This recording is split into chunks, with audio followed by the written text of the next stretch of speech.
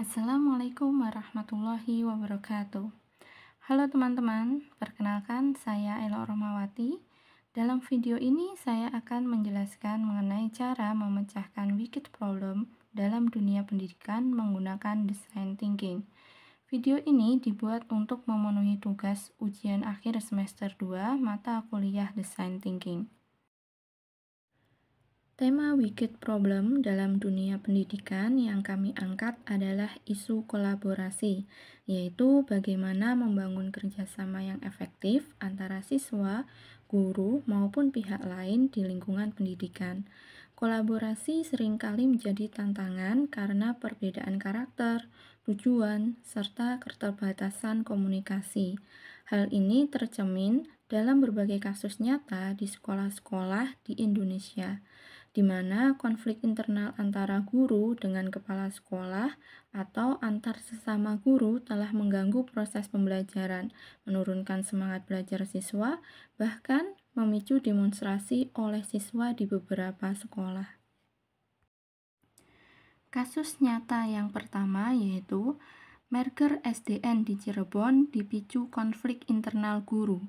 Penggabungan SDN 1 dan SDN 3 Gesik di Kabupaten Cirebon memicu konflik internal di antara para guru. Guru-guru ex SDN 3 merasa diperlakukan tidak adil oleh kepala sekolah, termasuk pembatasan akses terhadap fasilitas sekolah dan kurangnya pelibatan dalam kegiatan sekolah.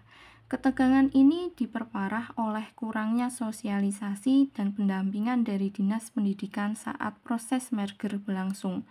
Meskipun kepala sekolah membantah adanya diskriminasi, suasana kerja yang tidak kondusif telah berdampak pada kenyamanan dan kualitas pembelajaran di sekolah tersebut. Contoh kasus nyata yang kedua, Disdikbud sayangkan konflik internal di SMP Negeri 12 Krui. Di SMP Negeri 12 Krui terjadi konflik internal antara kepala sekolah dan sebagian besar guru. Para guru menilai kepala sekolah bersikap arogan, tidak transparan dalam pengelolaan dana, serta mengabaikan perbaikan sarana prasarana sekolah. Ketidaknyamanan ini mendorong para guru menyampaikan surat permintaan pergantian kepala sekolah kepada DPRD, bahkan mengancam akan mogok mengajar. Kepala sekolah sendiri tidak hadir dalam pertemuan klarifikasi dengan DPRD yang memperburuk situasi. Dinas Pendidikan setempat kini berupaya melakukan mediasi agar suasana kerja kembali kondusif. Contoh kasus yang ketiga yaitu guru resah karena Kepala SMA Negeri 65 Jakarta bilang belajar itu menghafal. Di SMA Negeri 65 Jakarta, guru dan siswa merasa resah atas pernyataan kepala sekolah yang menyebut bahwa belajar itu menghafal karena dinilai bertentangan dengan semangat pendidikan modern. Gaya kepemimpinan kepala sekolah yang dinilai tidak sesuai budaya sekolah, serta dugaan pengelolaan dana yang tidak transparan memicu munculnya petisi tuntutan pergantian kepala sekolah. Meski kepala sekolah membantah tuduhan dan menyebut petisi sebagai akibat konflik personal, Dinas Pendidikan DKI Jakarta turun tangan dan menunjuk pelaksana harian untuk menjaga kelancaran proses belajar mengajar. Berikutnya yaitu rumusan masalah dari 3 kasus tersebut.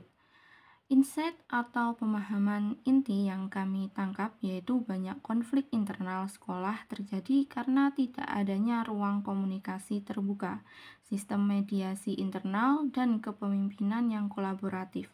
Selain itu, guru dan kepala sekolah kadang tidak mendapatkan pelatihan tentang manajemen konflik dan etika komunikasi profesional. Dari insight tersebut, tujuan yang ingin kita capai adalah bagaimana kita bisa menciptakan suasana kerja yang sehat, adil, dan kolaboratif di sekolah agar konflik internal antar pendidik tidak merugikan siswa.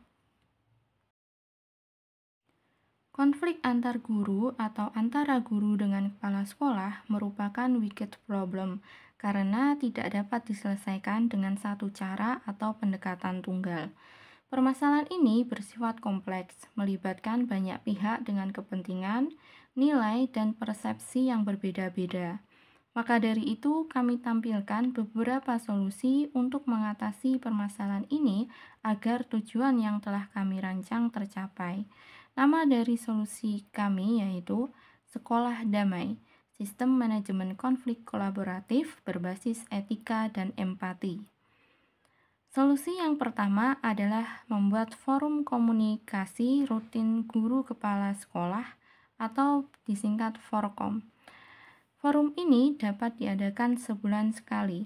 Forum ini merupakan ruang diskusi terbuka dan terstruktur untuk menyampaikan aspirasi dan menyelesaikan ketegangan dengan fasilitator netral, misalnya wakil kepala sekolah atau guru senior. Solusi kedua yaitu pelatihan manajemen konflik dan etika profesi. Pelatihan ini harus diadakan untuk seluruh pendidik dan kepala sekolah terkait komunikasi profesional, penyelesaian konflik, dan menjaga budaya kerja sehat. Dan yang ketiga, yaitu suatu media yang kami kembangkan untuk mengatasi konflik antara guru atau pengurus sekolah. Media tersebut bernama Ruang Aspirasi Guru. Media ini kami buat dengan bantuan Google Form yang berfungsi untuk menyampaikan aspirasi kerja secara anonim. Media ini dikelola oleh tim etika sekolah yang terdiri dari guru senior, konselor, dan komite sekolah. Solusi yang terakhir yaitu deklarasi budaya kerja sekolah, di mana semua pendidik dan tenaga kependidikan menandatangani komitmen bersama anti konflik terbuka dan budaya kolaboratif berbasis rasa hormat dan keadilan. Kemudian kami tampilkan ruang aspirasi yang telah kami kembangkan. Kami mengembangkan ruang aspirasi guru yang bersifat digital dan anonim karena dalam praktiknya tidak semua guru merasa nyaman atau memiliki kesempatan untuk menyampaikan aspirasinya secara langsung dalam forum komunikasi rutin. Selain itu, forum komunikasi rutin tidak diadakan setiap hari, sehingga terdapat jeda waktu yang cukup panjang bagi guru untuk menyampaikan permasalahan atau usulan yang mendesak. Oleh karena itu, ruang aspirasi guru berbasis digital dan anonim ini diharapkan dapat menjadi wadah yang fleksibel dan mudah diakses kapan saja. Dengan adanya ruang ini, diharapkan berbagai aspirasi, keluhan, maupun saran dari guru dapat tersampaikan lebih cepat dan terbuka, sehingga potensi konflik internal dapat diminimalkan dan proses penyelesaian masalah dapat berlangsung secara lebih responsif dan konstruktif. Setiap masalah datang membawa pesan, dan setiap konflik membawa kesempatan untuk tumbuh. Terima kasih atas waktu dan perhatian Anda dalam menyaksikan video ini. Semoga materi yang kami sampaikan dapat memberikan wawasan dan banyak manfaat.